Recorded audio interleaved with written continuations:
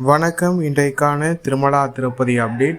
திருப்பதி ஏழுமலையானை இலவச தரிசன பக்தர்களும் குறுகிய நேரத்தில் தரிசனம் செய்யும் வகையில் திருமலை திருப்பதி தேவஸ்தானம் தினம்தோறும் இலவச தரிசன டிக்கெட்களை திருப்பதியில் உள்ள திருப்பதி மத்திய பேருந்து அருகில் உள்ள ஸ்ரீனிவாசம் காம்ப்ளெக்ஸ், திருப்பதி ரயில் நிலையம் அருகில் உள்ள விஷ்ணு நிவாசம் மற்றும் அலிபுரி நடைபாதை அருகே அமைந்துள்ள பூதேவி வளாகம் ஆகிய இடங்கள் தினம்தோறும் நள்ளிரவு 2 மணி முதல் பக்தர்களுக்கான இலவச தரிசன டோக்கன்கள் ஆதார் கார்டு கொண்டு ஒதுக்கீடு செய்யப்பட்டு வருகின்றது. இன்று நவம்பர் மாதம் 24ஆம் தேதி ஞாயிற்றுக்கிழமை மொத்தமாக 12,000 தரிசன டிக்கெட்களை திருமலை திருப்பதி தேவஸ்தானம் ஒதுக்கீடு செய்துள்ளது என்பது குறிப்பிடத்தக்கது.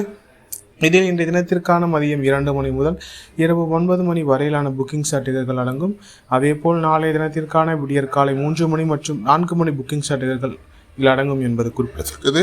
இன்றைய தினம் குறைவான தரிசன டிக்கெட்டுகள் மட்டுமே பக்தர்களுக்கு ஒதுக்கீடு செய்யப்பட்டுள்ளது என்பது குறிப்பிடத்தக்கது.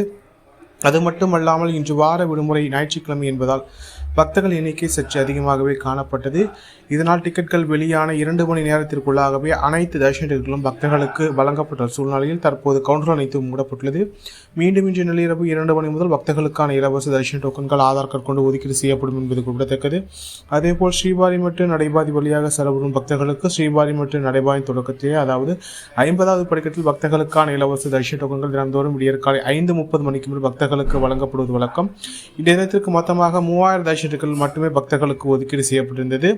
இதில் இன்றைய தினத்திற்கான மதியம் 12 மணி முதல் மாலை 5 மணி வரையிலான புக்கிங் டிக்கெட்டுகள் அடங்கும் என்பது குறிப்பிடத்தக்கது. ஸ்ரீபாரிமட்டு நடைபாதையில் பக்தர்கள் எண்ணிக்கை சற்று குறைவாகவே காணப்பட்டது. இதனால் பக்தர்கள் தங்களுக்கான இலவச தரிசன டோக்கன்களை ஆதார் கார்டு கொண்டு பெற்றுக்கொண்டு திருமலைக்கு சென்றனர்.